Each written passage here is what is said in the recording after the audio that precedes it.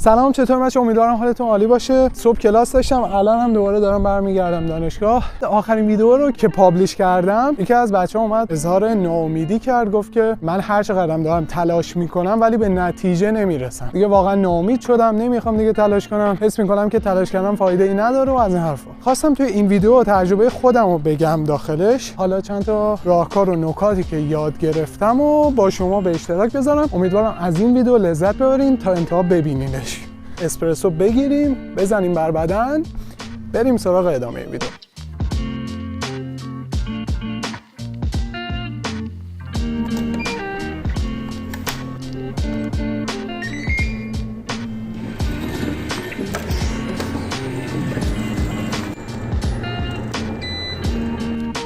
دانشکده کامپ هم که اسپرسو نداره، در نتیجه مجبور شدیم امریکانو بگیریم، ولی خب خیلی مزه زهرمار میده امریکانو. کجا بشینیم؟ این ور میشیم، این دفعه این ور میشینیم. این وری چطوره؟ مثل همیشه اومدم تو این پارک همیشگی. خب بچه‌ها بریم سراغ اصل مطلب. خب می‌خواستیم راجع به این صحبت کنیم که چرا این ناامیدیه برای ما افراد عادی رخ میده. خب یه سری افراد استثناء دیگه، ناخودآگاه یا حالا خودآگاه، به هر حال یک نفر راهنماییشون کرده یا خودشون به این نتیجه رسیدن خوب میتونن گلیم خودشون عذاب بکشن، تصمیم مهم زندگیشون رو خوب میگیرن. خلاصه بچه‌ها ما افراد عادی که حالا اونقدر کسی نیست راهنماییمون کنه یا حالا تجربه کافی رو نداریم یا ناخودآگاه هم توی مسیر درستش قرار نگرفتیم، خب میایم یه سری کارا انجام میدیم که اینا اشتباهن. برای مثال میخوام خودمو مثال بزنم، تجربه‌های خودمو اول میگم، بعدش یه سری راهکارم در ادامه ویدیو بهش میپردازیم که میتونه توی این مسیر بهمون کمک کنه. من خودم راستش هر چالشی توی مسیر زندگیم دارم، خب سعی میکنم اول از کسایی که این راهو رفتن بیام کمک بگیرم، حالا تونستن موفق بشن یا حتی نتونستن، یه کمک میگیرم. خب مثلا میپرسن تو چی کارا کردی، چی کارا نکردی، چی کارا بهتر بود بکنی. همه اینا رو میام میپرسم از افراد مختلف که تجربه‌ای که اونا کردن رو به دست بیارم دیگه یه جورایی. این کارو من همیشه انجام میدم.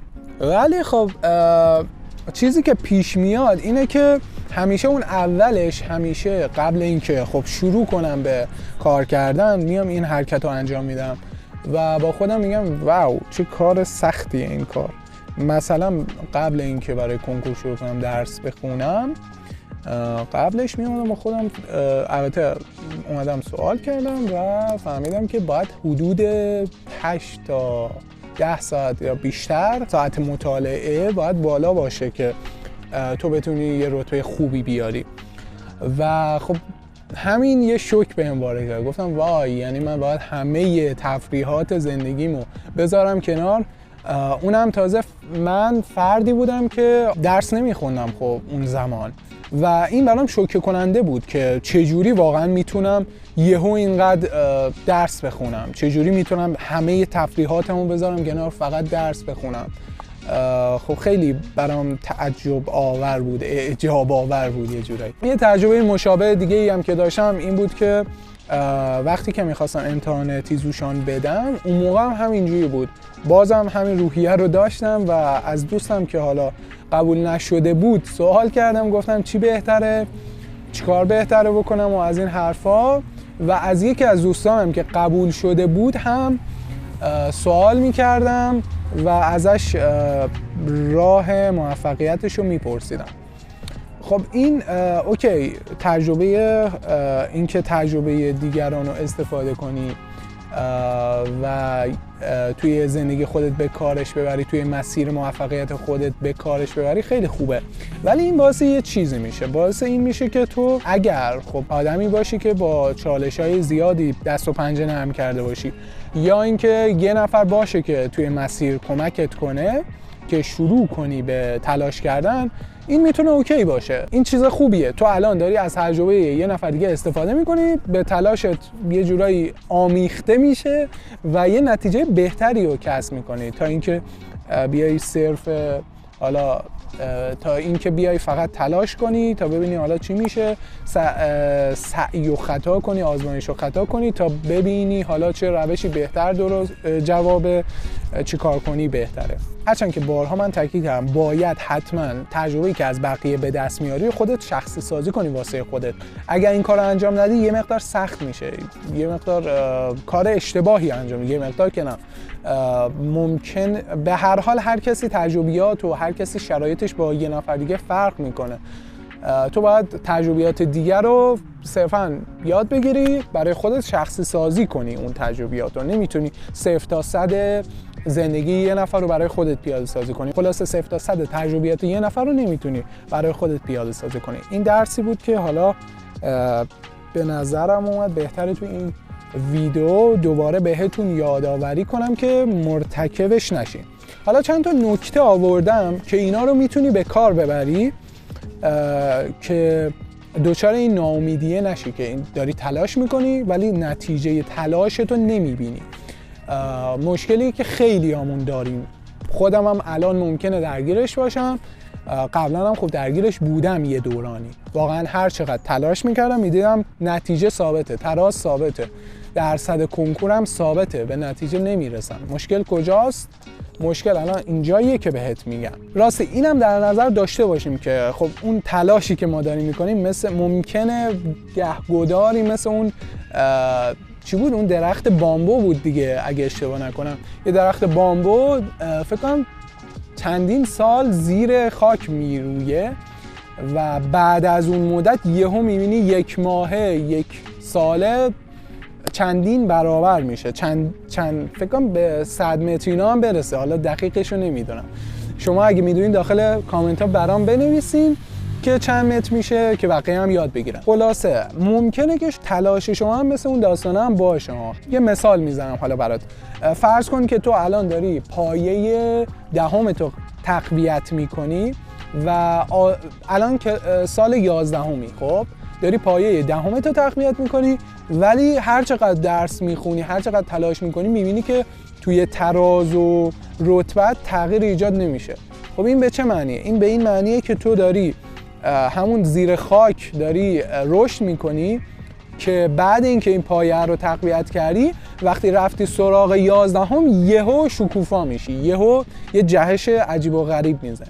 اولین چیزی که به ذهنم رسید که میتونه خیلی مهم باشه اینه که ما هدفهایی که داریم انتخاب میکنیم ممکنه ایدئال باشن، خب نسبت به شرایط خودمون نباشه. برای مثال دیدم حسن قلی داره برای فلان هدف داره تلاش میکنه، بعد منم میخوام مثل همون تلاش کنم، میخوام حالا از روی هر چشم و همچشمی و هر کوفت و زهرماری که شده یا حالا فشار خانواده و هر چیز دیگه ای فقط میخوام مثل اون تلاش کنم، هدفم هم مثل اون قرار میدم. خب به نظر خودت این نمیتونه اشتباه باشه، قطعا این اشتباهه، چون که تو زندگیت فرق میکنه، تو علاقت فرق میکنه، تو باید نسبت به اون علاقیات خودت، نسبت به اون شرایط خودت تلاش کنی. یه مورد دیگه‌ش هم اینه که تو میای ایدئال ترین شرایط رو در نظر میگیری. تو مثلا میای با خودت میگی که من 6 ساعت میخوام درس بخونم، بعد از اون برم 2 ساعت حالا کارهای جانبی زندگیمو انجام میدم، چند ساعت میمونه؟ 16 ساعت میمونه، 16 ساعت رو کامل درس میکنم. خب این یه ایدئالگرایی محض دیگه، مثال بود دیگه، یه مثال خیلی چجوری بگم، اومدم مبالغه کردم که قشنگ متوجه بشی ایدئالگرایی چیه دیگه. یا اینکه مثلا میای با خودت برنامه میریزی، هر روز حتما مثلا 10-15 صفحه از فیزیک رو میخونم میبرم جلو، هیچ روزی هم استراحت این وسط نمیذارم. حتی اگه با مشاورم همکاری کنی، مشاورت برات یه روزایی رو آزاد قرار میده که اگر احیانا نتونستی به برنامه‌ت عمل کنی بتونی اون روزا بتونی جبران کنی. میدونی تو نباید ایدئال بیای برنامه بریزی. خب بقیه روزا رو میای جدی درس میخونی، یه روزم میذاری روز آزادت که اگه احیانا به برنامه‌ت نرسیدی یه فرصت برای جبران داشته باشی. اینجوری نشه که تو از برنامه‌ت عقب بیفتی، کلا برنامه‌تو ببوسی بذاری کنار. معمولا همه ما همین کار میکنیم، میایم یه برنامه سفت و سخت میچینیم، بعد نمیتونیم بهش عمل کنیم، همون روز اول وا میدیم و خب همین میشه که دیگه برنامه ریزی رو کلا میذاریم کنار. پس این هدف ایدئال رو جدی بگیریم، خیلی مهمه. اهدافی که انتخاب میکنیم باید مطابق شرایط خودمون باشه، مطابق تلاش و اهداف خودمون باشه. یه هدف نمیام انتخاب کنم که نشدنی باشه رسیدن بهش، نمیخوام ناامیدت کنم، ولی خب بالاخره باید شرایط خودت هم بسنجی دیگه، نسبت به اون شرایطی که خودت داری بیای هدفت هم انتخاب کن. اینم که از این. بعد یه نکته دیگه، نکته دوم این بود که اون هدف بلند مدتی که انتخاب کردیم، برای مثال میخوای یه رشته‌ای رو قبول بشی، بیا اونو به هدفهای کوچیک ببخشید پشه بابا نکش، هدفهای کوچیک تقسیم کنی.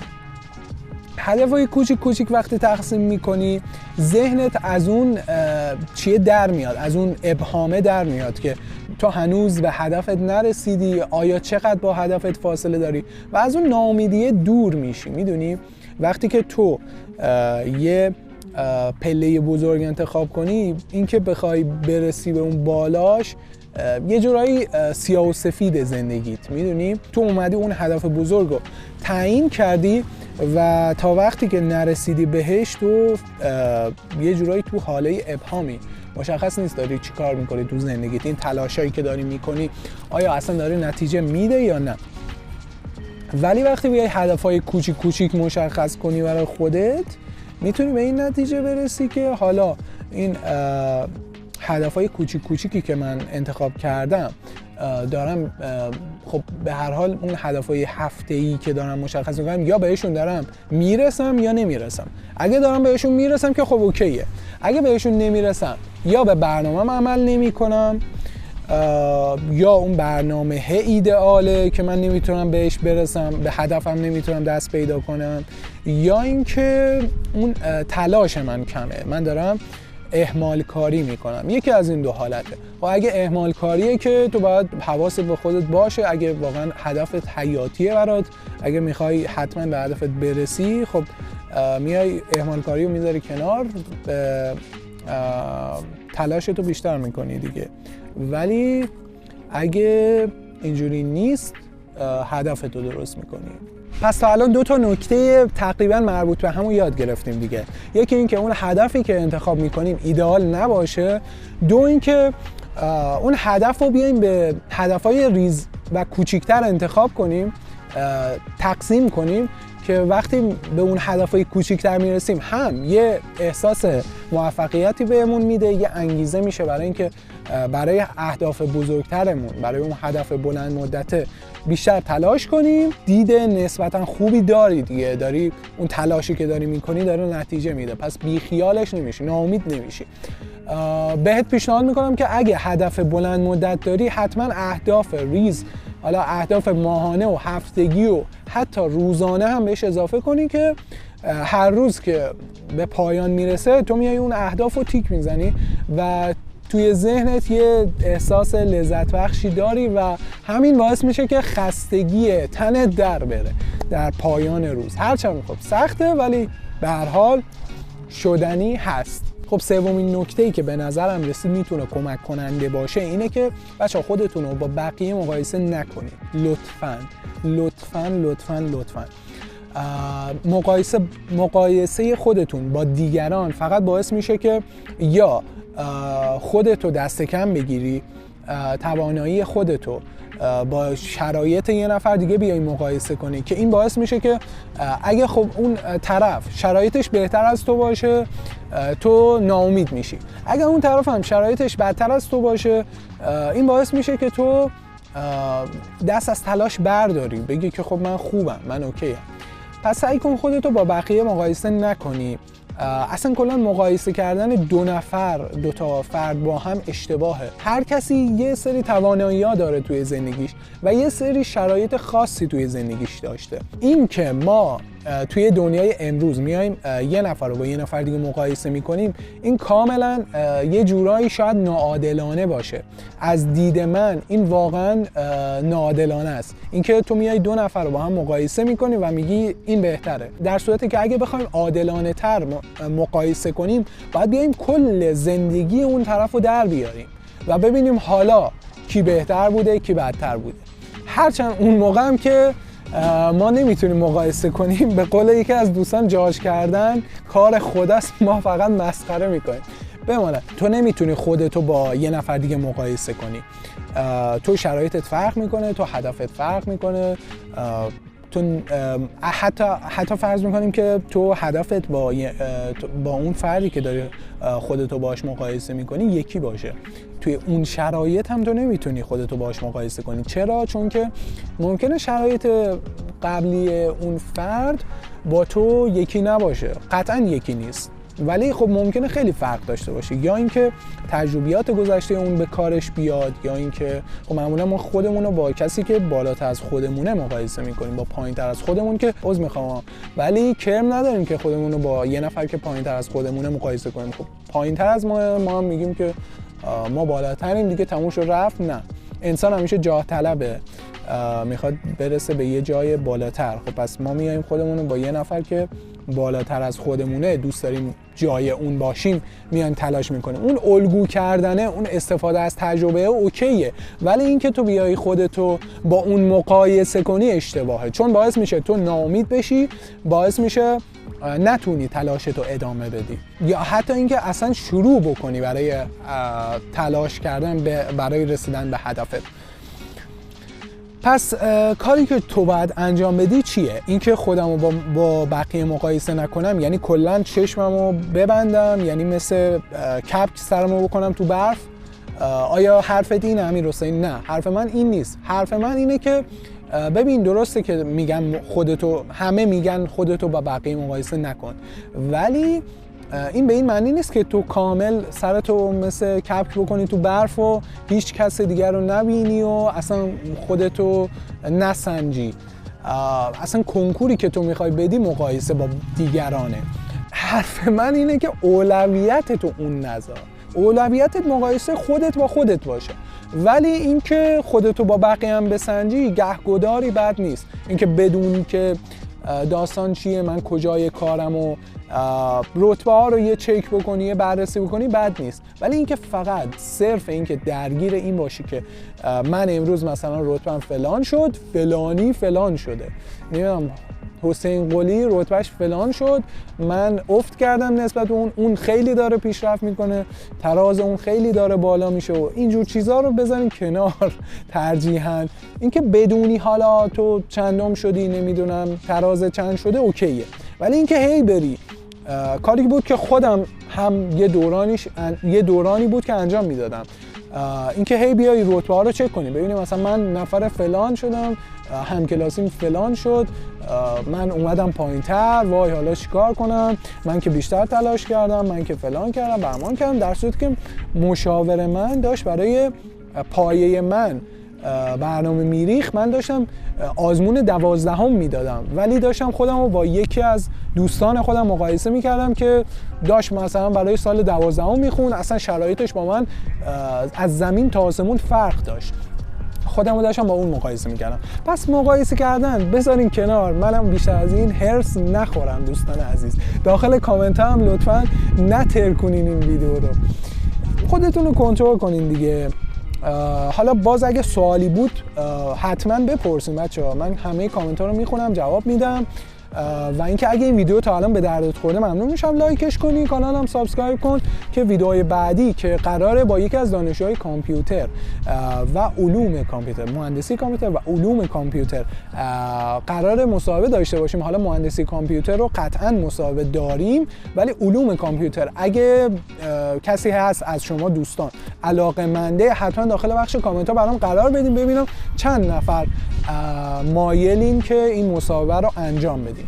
بعد اینکه ما اومدیم اهداف ریز خودمون رو مشخص کردیم، کاری که باید انجام بدیم اینه که بیایم برنامه ریزی کنیم. اگه برنامه ریزی بکنیم خیلی بهتر میتونیم خب قاعدتاً به اون کارهایی که میخوایم انجام بدیم عمل بکنیم. بی برنامه بودن باعث میشه که ما بعضی اوقات از دستمون در بره اوضاع و تلاش و بازدهیمون میاد پایین.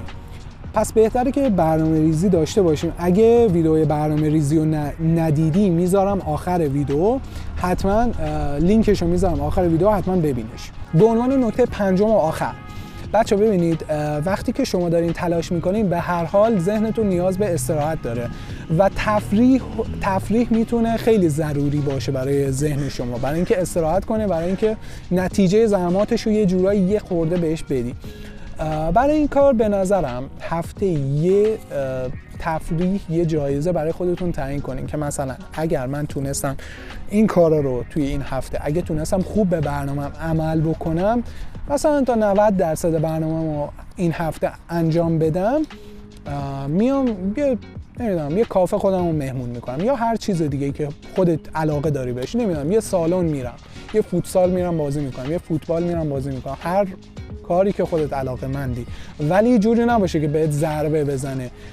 حالا بحث فوتسال و باشگاه و اینا خودش یه بحث جداست که میتونم داخل یه ویدیو در موردش صحبت کنم. اگه مایلی داخل بخش کامنت ها بهم بگو که داستان ورزش توی دوران کنکورم بشکافیم با. خلاصه تفریح و کلا این جایزه هم میتونه یه مشوق دیگه ای باشه، علاوه بر اینکه تو هدفهای ریز مشخص کردی، اون یه تفریح، یه جایزه کوچیک هم اگه وجود داشته باشه باعث انگیزه تو در طول هفته میشه که بتونی به هدف کوچیکت فکر کنی و براش تلاش کنی. امیدوارم از این ویدیو لذت که نه، امیدوارم برات مفید بوده باشه، لذت هم بردی نوش جونت.